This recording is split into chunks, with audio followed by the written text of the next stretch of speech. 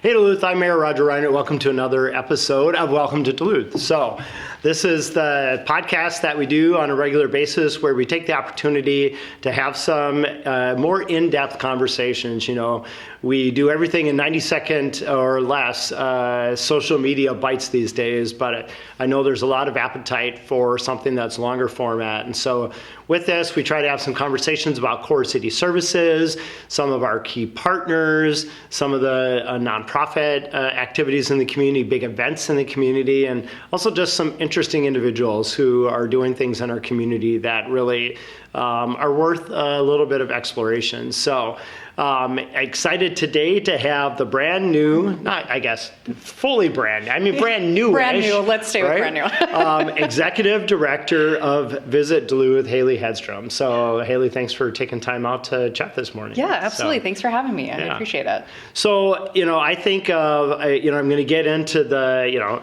tell us who you are and where you came from and what your story is. What do they call it in the movies? The backstory, the origin story. The origin story. Haley Hedstrom origin story. It's a good one. But I think I first connected with you or knew of you in your work at the zoo. Yes. So I'm going to start there and just when did you came to the work with Visit Duluth out of being the executive director at the Lake Superior Zoo. Yes. So for folks that are watching, the Lake Superior Zoo is something I love to highlight because it's, as mayor, it reflects what I want to do more of, have great partnerships. The city owns the asset, Yes. but the Friends of the Zoological Society. The Lake Superior Zoological Society. Yep. So they actually hired the executive director, Yes. not a city employee. Yep. It's a nonprofit partner to a really important community asset. So when did you come to that work? And I know you didn't come out of I take care of bears. No, right? I wish. Yeah. No, I was brought onto the team at the zoo during what I think was like a really transitional time with Eric Simonson, who was the CEO at the time. And I started as the director of marketing and development. Okay. So I really kind of... At the zoo. At the zoo, Okay. yes. That was a really great intro into the nonprofit world for me. I had been at agencies and Spirit Mountain prior to that. So going to an attraction that's also a nonprofit was very interesting, but the animals, my first couple of months, I just got to spend time because I was doing all the social media. Yeah. I got to learn all about them and learn their names. I can remember many of them still, but I think we were on the cusp of starting Bear Country, that, revitalizing that big exhibit that sat empty since the 2012 flood. So that was happening. We were doing fundraising. We were doing a lot of new things. And then COVID hit, a little bit of transition in leadership. We had an interim, but then the board decided they wanted to bring in a permanent CEO executive director. And they looked within the staff. I raised my hand gladly and came on to that role as ED in August of 2020. So at the beginning of the pandemic. If you can do that, I think everything else is a piece of cake. But it was a really amazing experience. The team there makes it just so fabulous to work with, and they really care about what they're doing, the mission and everything. So did you find it challenging? And I think, I, of course, as a city councilor, was familiar with the zoo. I was on the council when then Mayor Ness made the change to move away from a city-operated entity to one that was this strong partnership, which again, folks watching, I think is a great example that can be replicated in other areas within the community, a community benefit, a regional benefit that partners with the city, but is not a complete city thing. But and then of course in the legislature was always an advocate for the zoo. Was kind of like, hey, if the Minnesota Zoo is getting $1, Lake Superior Zoo should get 50 cents. Like let's have some equity here amongst the zoos. But it had kind of always been an animal person leading the zoo. So was that challenging for you in taking on that role, coming from more of a marketing background? Was there an earning trust and respect of the staff? Like how was that to not be AZA accredited, bear keeper? Right. I leaned into the team, definitely earning trust. thankfully had been on the staff before and on the leadership team, so I already had those built-in relationships. But when I stepped into this role, you're right, it is usually someone with an animal background. There's a lot of PhDs that I got to meet when I'd go to conferences that were in that role. But Sure. marketing At other zoos. At other zoos, right. yeah. And when you look at what we needed at the time, the marketing background that I had fit really well. We needed to kind of start operating as a business versus just focusing solely on being that nonprofit. And the team that I had and created, I was able to hire a new director of animal care because our previous one had retired. I brought in a new director of business operations. We really kind of transitioned around this basis of creating a really strong nonprofit. In that animal side, I leaned in Lizzie Larson. She's the current director there in animal care. She's amazing. And I was able to lean in on her experience. She started at the Lake Superior Zoo in 2009. Oh, wow. So she had years of Right. experience as a zookeeper. She was a Right. new director. So I was able to support her in that, but I knew that I could trust her and her team to be able to take care of those animal care specifics that weren't my jam at the time. Well, and right. I mean, as the leader in any organization, City of Duluth, 900 employees, do a whole spectrum of things. I don't need to be the subject matter expert in everything. I need to know enough so that I can connect with the staff on their, but find really good people, right? Exactly. And set them free to be leaders within their subject matter areas. So Totally. That's So what brought you to, what was your path to the zoo?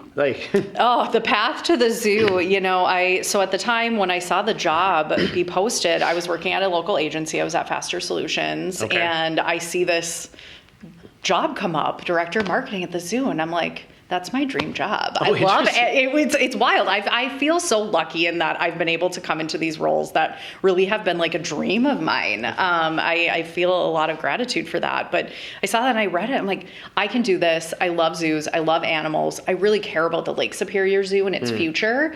And it just made sense for me at the time. So I hit the ground running, and those 2.5 years as the director of marketing are some of my favorite in my professional career. So from Duluth? From Virginia. Oh, ranger. A ranger. I'm an Iron Friends, Ranger. we love the range. We love the range. Range. Duluth cannot, I like to say Duluth cannot be a regional center disconnected from its That's region. right. So, That's right. I appreciate that the range and Duluth are like, the cousins that, sometimes go hunting and fishing into the lake together Yeah. and then fight Yeah. while they're there. So That's right. we're family. We're Yeah. family. Bringing the range vibe down here. Dysfunctional sometimes. But That's we're right. family, so. Yeah. Okay. So when grew up in Virginia. Yes. Came to Duluth for school? Came to Duluth first for school in 2009. I went a year at UMD, and I had my son when I was 20 years old. Okay. So I transitioned back to living on the range, went back to Virginia, did some online schooling. I went to U of M Crookston actually online Oh, for wow. marketing because Okay. I was working full time, had a young child, and then did my homework from like 10 o'clock at night to 2 o'clock at night, or 2 in the morning. So did that, but then I moved down to Duluth in late 2012, early 2013, and I've been here ever since. Okay. And I just love it. Okay. Yeah. So let's talk a little bit about your new role. Yes. Yeah, absolutely. So, and maybe we'll go back a few steps. And Visit Duluth is our DMO, our Destination Marketing Organization. Right. That means nothing to almost everyone watching this. So I know. what does that mean? What is a DMO? What is Visit Duluth? So Visit Duluth is charged with marketing our city. We are going to sell the city not only to leisure travelers, I think that's where a lot of people go at first, but our core business and the foundation of tourism is meetings, conventions, and groups. And we have a really great partnership. So with why that. is that true? I think many people would think, right? I mean, primarily what you're doing is trying to get somebody to decide to, spend the weekend in Duluth. And that's actually not the core of what an organization like Visit Right, it's Duluth kind of is like about. the hub is marketing, and then you have the spokes, right? You have you have leisure, you have bleisure, because some people will come here for this convention, but they'll also Bleisure. bring their family. The Bleisure. bleisure, all about the terms. All right. But where the convention business really fills up the hotels. Sure. And then anything on top of that is icing on the cake. And it also keeps us busy during the times of the shoulder seasons, Sure. when not as many people might be traveling to Duluth, though I would encourage it. We have a great shoulder shoulder season in the spring and the fall and winter.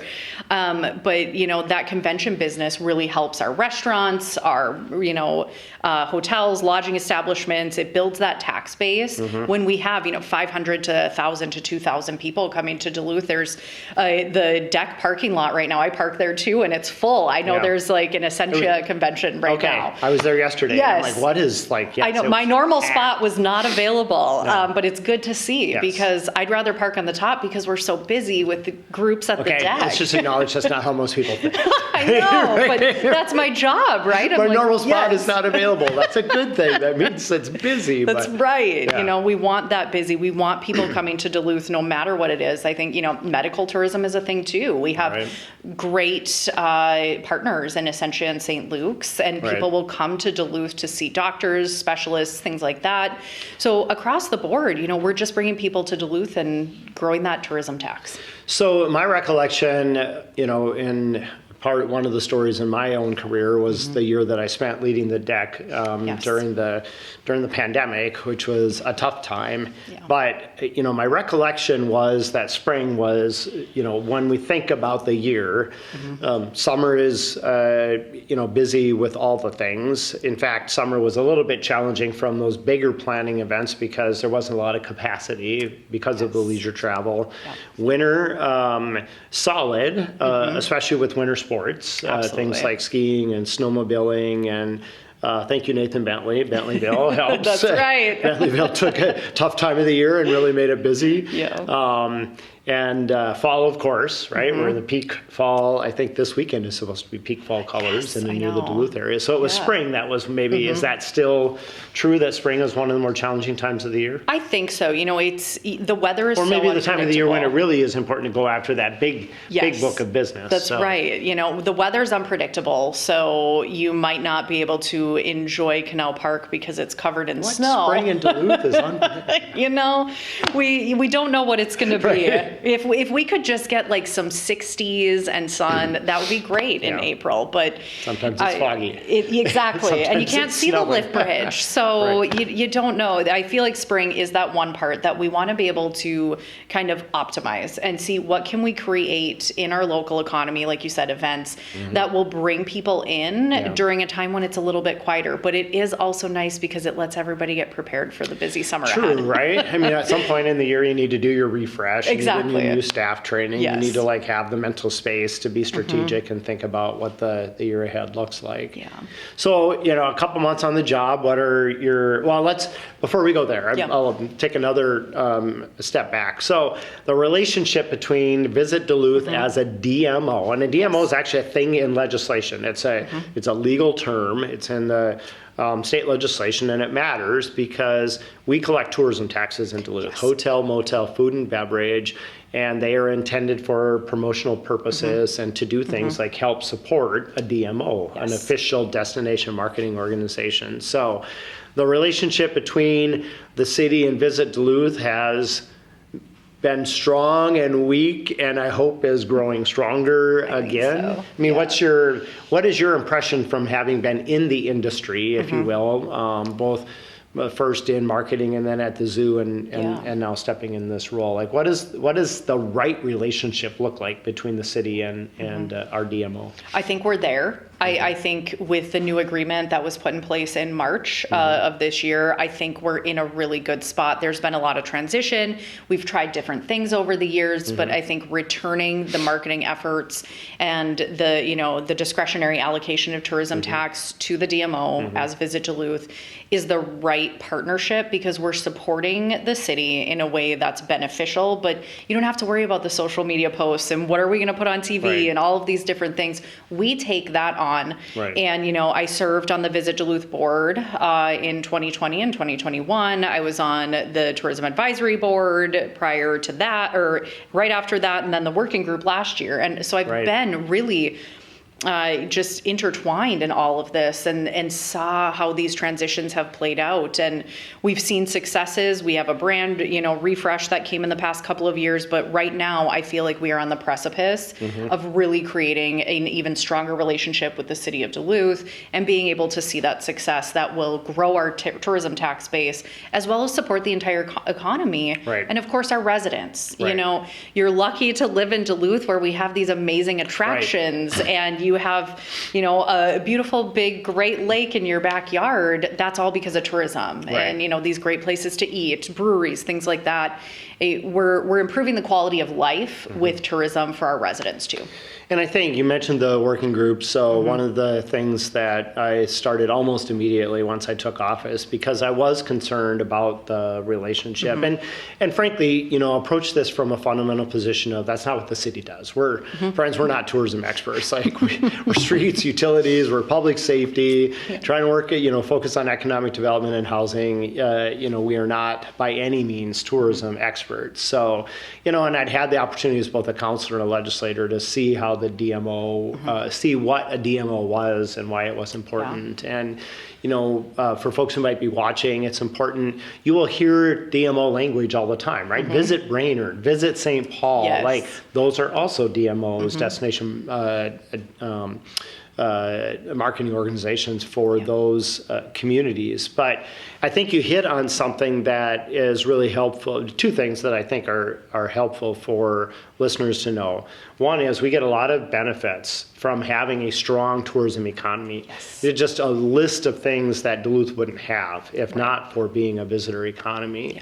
Yeah. Two, from a city standpoint, the visitor portion of our economy helps generate revenue. There are hotel, motel, food and beverage taxes, and our goal is to get as much of that as possible to industry experts to make smart decisions. And I know you'll chat a little bit about the strategic plan that you're helping develop. Yes. But the third thing, and this is one I talk about a lot as mayor, we have a community brand, a community recognition that is far and above a community of 90,000. Absolutely. I get the opportunity to travel primarily for my work in the Navy, less for the city. People know Duluth, like they've heard of it. Yeah. And a shocking number of times they've been here.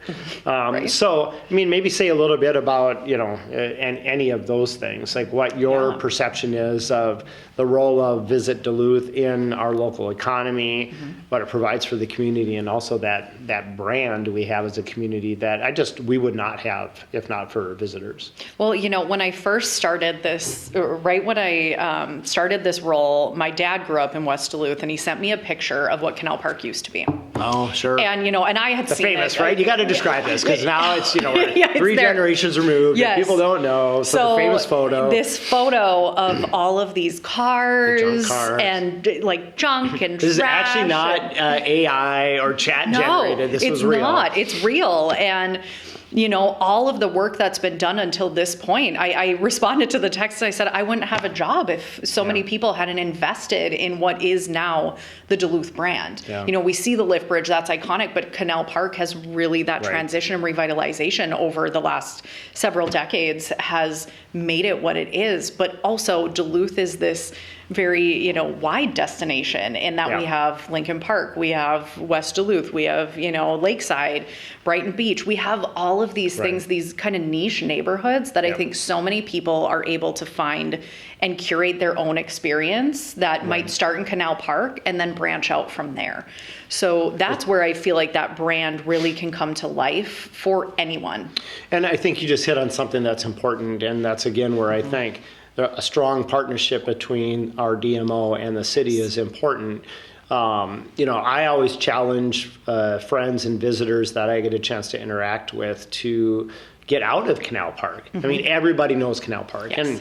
And I don't want to gloss over what you mentioned. And kudos to former Mayor John Fito, who had the vision to turn Canal Park into something other than a scrapyard. Yes. At the time that you described, you had a Park Point where longtime residents, share with me that you couldn't get a home loan on Park Point because it was seen as a low one of our lower neighborhoods in Duluth, and so banks wouldn't lend there, a functional red line district, if you will. And then, of course, Canal Park did not look anything like it does today.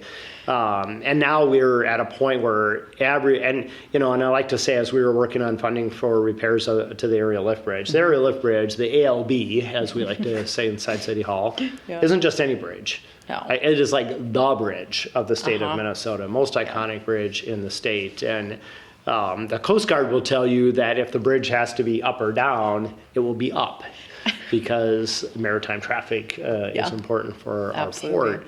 But now that is this anchor of, as you said, a number of different areas. And the Visit Duluth as our DMO helps to establish our brand and helps to bring visitors and groups.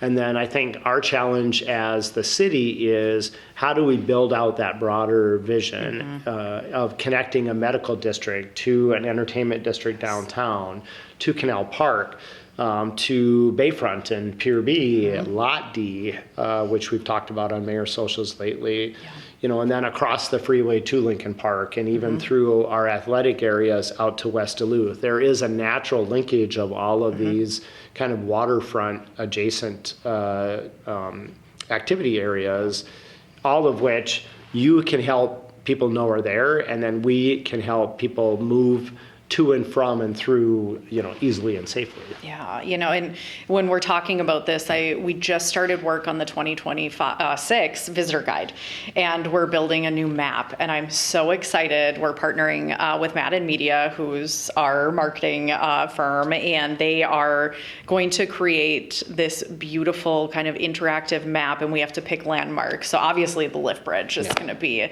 top of mind, but when we look at the economy and how we're able to kind of infuse different aspects of it with tourism, I'm so excited for the future. Yeah. And, you talked a little bit about the strategic plan. That destination master plan is going to help us really guide strategic investments with tourism tax into the future. Well, that's a big charge that Visit Duluth will be leading with local community leaders. So if we reach out, we're really excited for people to join us in creating this plan that's really going to kind of chart the course for the future of Duluth, not only as a destination, but beyond that. Say a little bit more. What is that? Why is it important to have? Who do you see connecting with?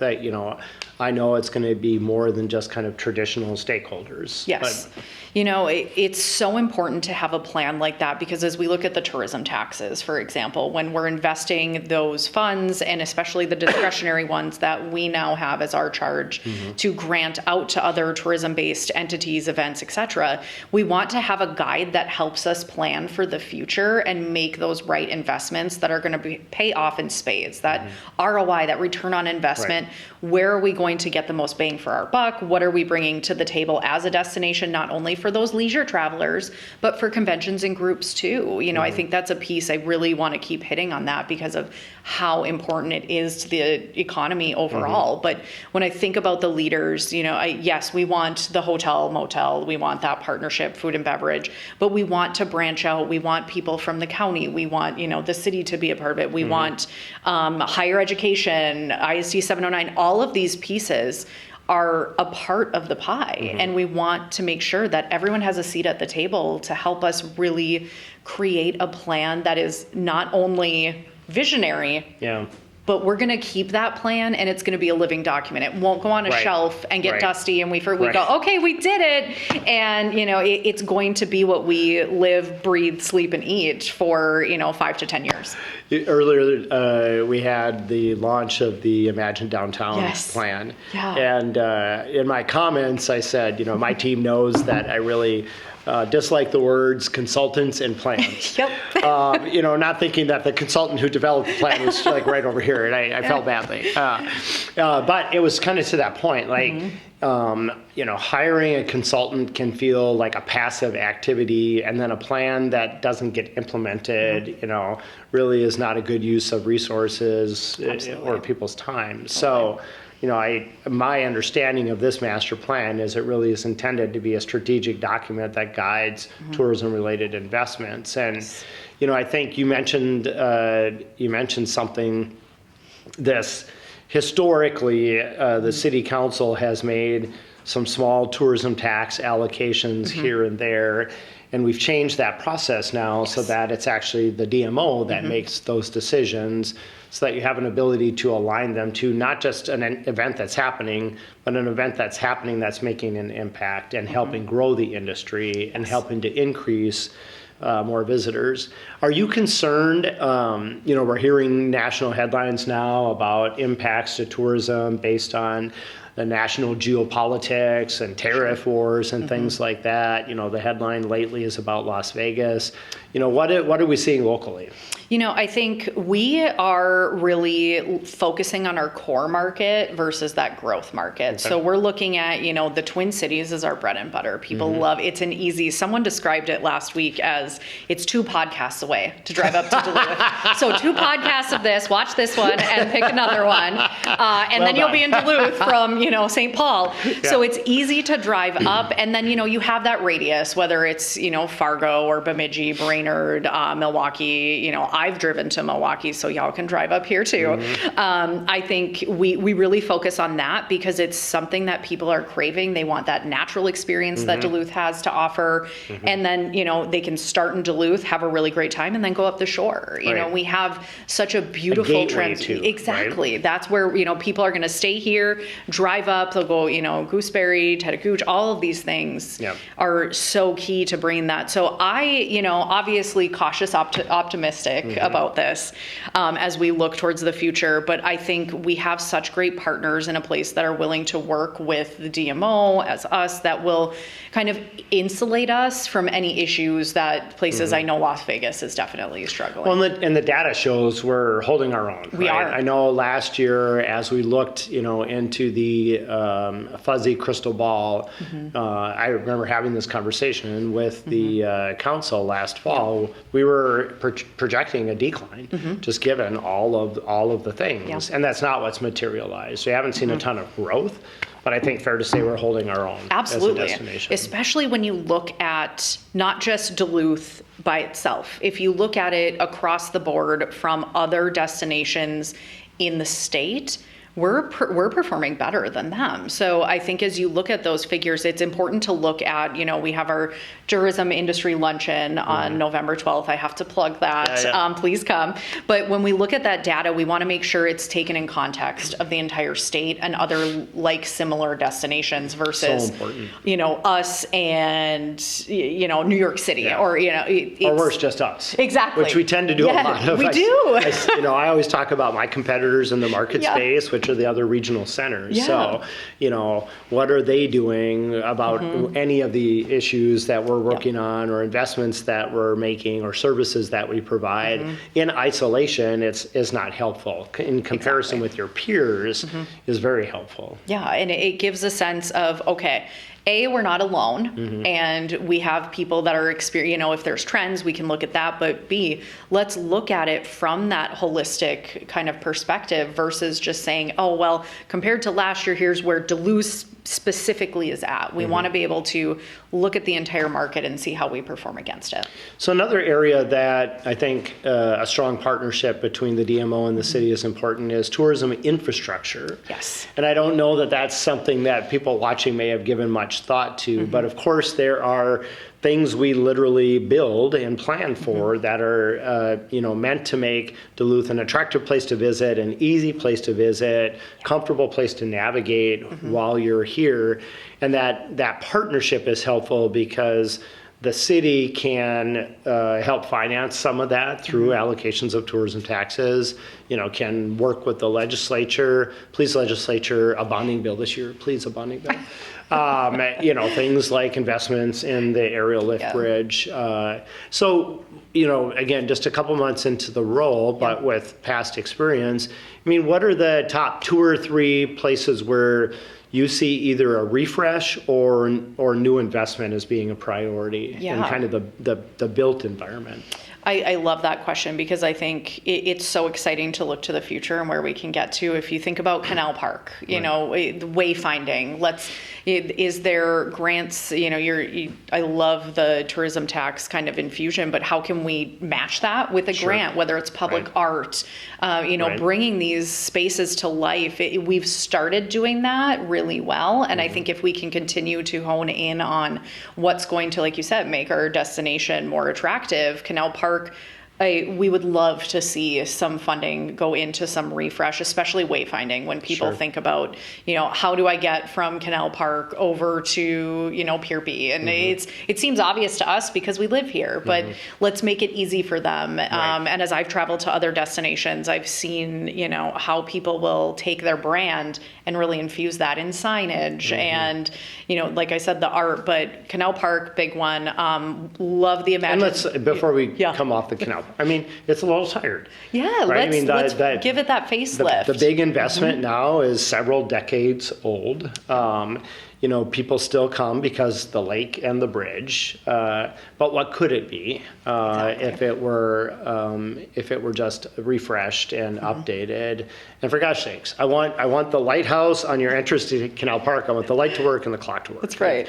That should be your entrance. But you know, even like where we have City of Duluth signage, it's now like a couple logos ago. So just catching up. Right? And I think, you know, coming from like that marketing and branding perspective, it's so important because then what we're putting out and people are coming here, it's living up to that promise of what the marketing is giving. That is so key as a destination. It's a great visitor experience. Yes. And also, frankly, something for Duluthians to be proud about. That's right. And then connecting it to the adjacent areas. So it's not just about Canal Park, but it's also the Lake Walk, which gets you out to entertainment and medical and takes you west to Bayfront and Pier B. And again, you know, for even destinations further west. You know, in my mind, I see that connection of visitor and Duluthian amenities stretching all the way out to West Duluth, which it is already sort of organically, and what could it be with intention? Well, yeah, and you have, you know, when you think about West Duluth and you have the zoo and then you have the estuary right there, it's,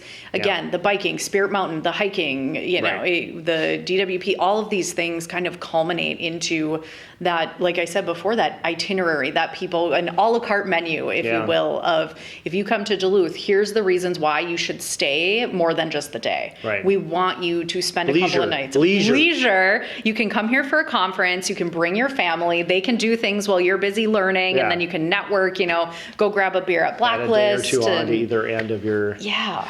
What role do you see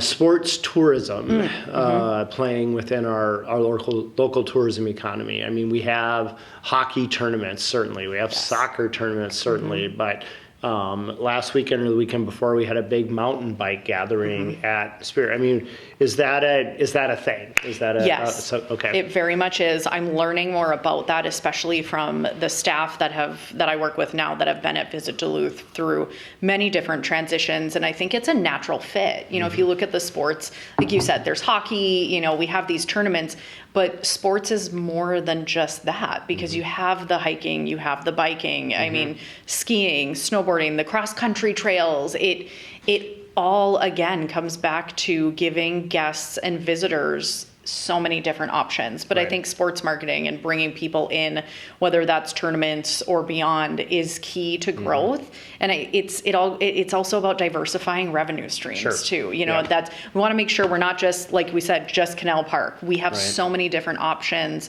that are going to be able to support our lodging establishments, food and bev, and beyond. So we think, you know, what comes to mind on that conversation linked to what we were just talking about with capital investments, infrastructure investments. You know, I hear a lot as mayor about the athletic hubs that other communities our size, our peers and our competitors in the market space, you know, and the conversation I have with folks is we already have pieces of that in place. We have Heritage with a couple sheets of ice. We have Wade as an athletic facility right across the road. We have Wheeler. I was just there last night with hundreds of kids playing flag football. Kids, you were great. I was a terrible quarterback. I'm just going to own that on the record. but fun to run around with them. And I think what would that look like with intention and some investment, especially around safe connections between venues and wayfinding, and then you come back to this conversation about sports tourism.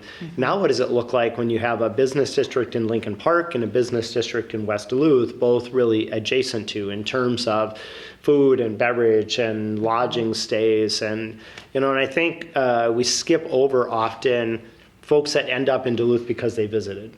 Yep. Right. And now they're, productive members of our workforce. That's right. They're small business owners and startups because, and maybe you can speak to this, I have seen post-pandemic an increasing number of people who are able to make where do I want to live and work based on the quality of life I want.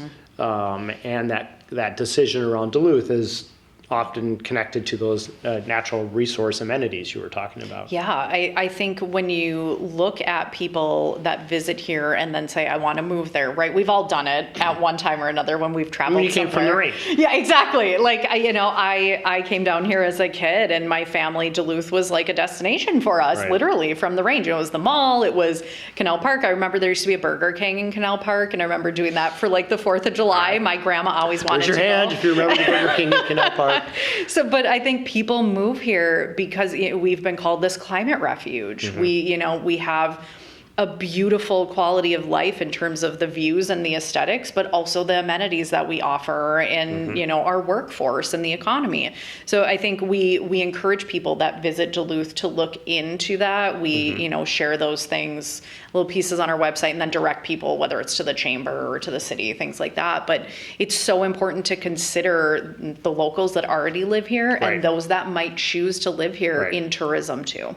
And I think you hit on this earlier, and I think it's worth repeating, just the number of amenities we have that benefit folks who live in Duluth year-round that we just wouldn't have without having our visitor economy. So, we have heard at times over the years, don't hate the tourists. Like, don't hate the tourists. No, they great. bring money to our community. Tourism is an important sector of our economy, and we end up with all of these food and beverage options, attractions, things that, like the zoo, like the aquarium that people use year round that just wouldn't survive without having visitors come see them as well.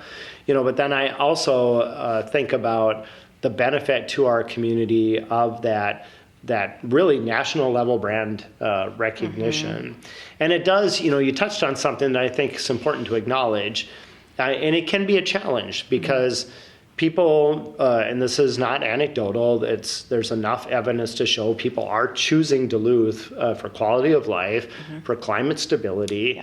And if, here's where the city comes in, if housing were not in short supply, have at it, right? More residents, more taxpayers, more tax base, all good things. So, one of the challenges, I think, of having that great brand recognition and that national reach really is we at the city with private partners just need to be really focused on creating more housing as we're seeing people choose for quality of life and place of choice reasons to pick Duluth. Yeah, and I see that as a part of, how can we support that effort as the DMO in the Destination Master Plan?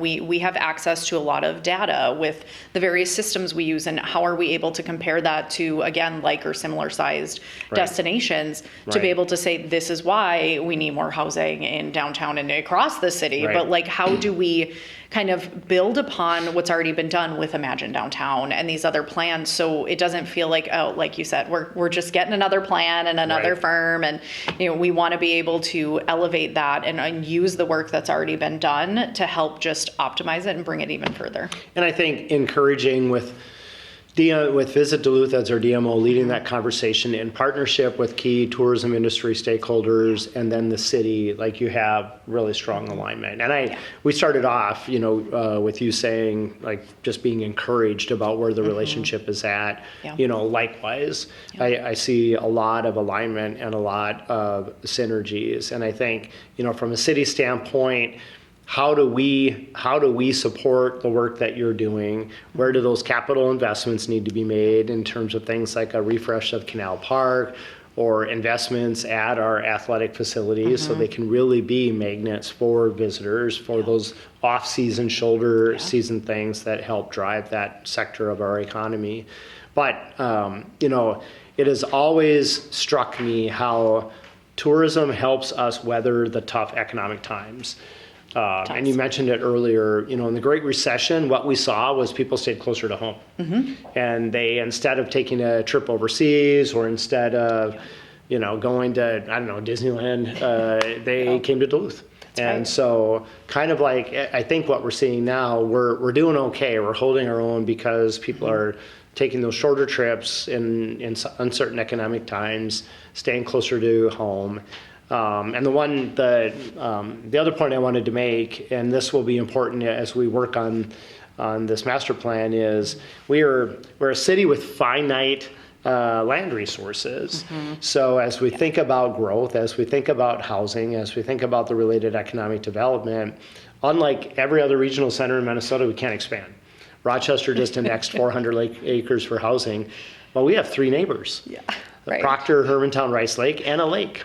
So we are actually geographic bound. So, in that conversation will always be a tension of preserving our outdoor amenities because they're core to our visitor economy, but also looking where there are opportunities for redevelopment or infill development that helps us meet some of those housing needs. So, okay, so we always wrap with this. I took a shameless admission from the actor's studio where he always ended with the 3 questions. They were like super, powerful, philosophical, impactful. These are not. Darn. All right. So these are going to be trickier for you though than they are for many guests because they are within our visitor economy. All right. Go to a restaurant in Duluth. Corktown. Oh, wow. I thought we'd get 5 different, No, it's Corktown all the way. All right. Bring back the lunchies, the beers.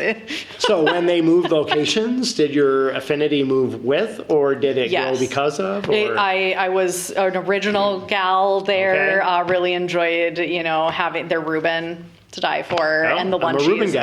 Again. I've not had the Reuben at Corktown. Amazing. So, and then just, moving and being able to get a table a lot quicker. I think that was genius. But they're my go-to. Yeah. All right. Tom, you heard it right here. Although it's mostly Louie now. So love you, Louie. So, okay. Donuts or ice cream? Ice cream. Oh. Totally. Okay. Where? Love Creamery. Okay. Yeah. Lincoln Park location, Canal Park location.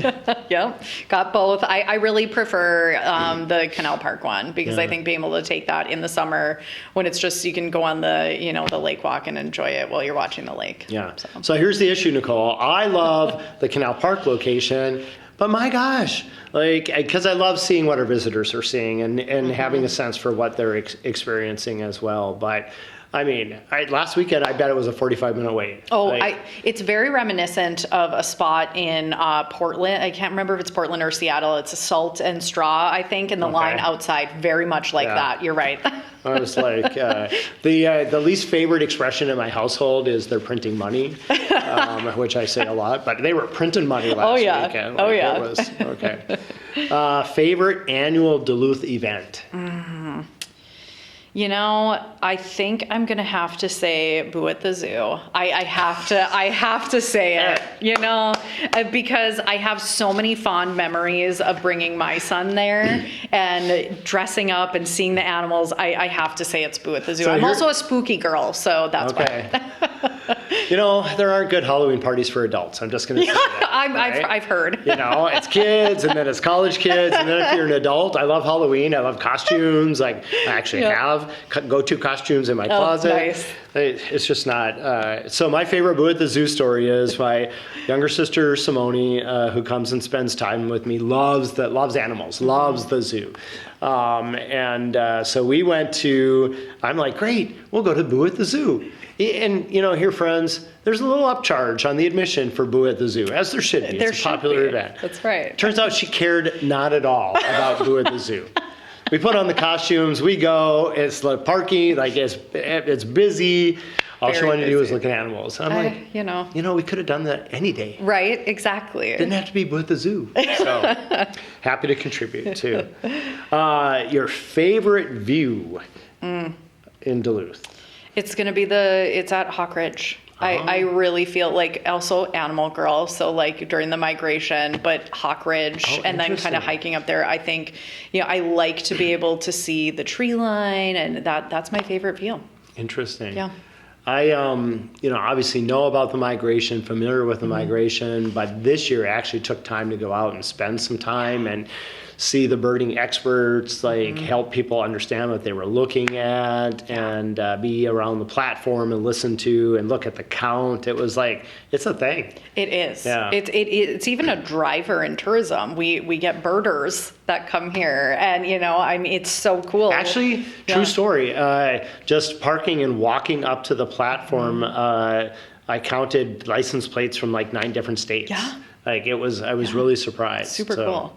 Okay, where do you, Haley Hedstrom, Executive Director of Visit Duluth, our DMO, our Destination Marketing Organization, take visitors? Where do I take visitors? So obviously want to go to Canal Park and the Baywalk, the new Baywalk. So cool with the sign and these when I went down there for the first time and I saw the chairs that you can kind of lounge on. Very cool. But Minnesota. So I have to pause because I need your help here. Yeah. We're also calling that the Waterfront Plaza. Yes. Baywalk and Waterfront Plaza. Waterfront and Plaza. And for me, it's from my time at the deck, but it's also truly a more of a festival kind of space. So trying to delineate it from. Also, I've learned no one knows what the Baywalk is. Which, come on. It kind of you hear Baywalk and then maybe they think Baywatch. I'm not sure where it goes. So Canal Park, the Baywalk, the Waterfront Plaza. Yes. And then let's see. I think taking a scenic chairlift ride during the fall season at Spirit Mountain would be another place that I take visitors. I mean, the zip line's a little scary. Ask me about the favorite view other than I live in the hillsides, so my own view, but I am that guy who gets up in the morning and runs up and down Spirit Mountain for fun. And this time of year, when the sun's coming up and you're at the top and the leaves are, hard pressed to find a more stunning view in all magical. of Duluth. So awesome. Well, thank you so much, Haley Hedstrom. Congratulations on your new role. Thank you. Already love working with you. Enjoyed your time at the zoo. Excited to see where we go with this new leadership position at Visit Duluth. And thank you, everyone, for joining us with Welcome to Duluth. We'll continue to do these longer form conversations, get a chance to learn more about things happening in our community, as well as the individuals who are making it happen. So thanks for choosing to spend some time with us in this conversation, and look forward to the next one.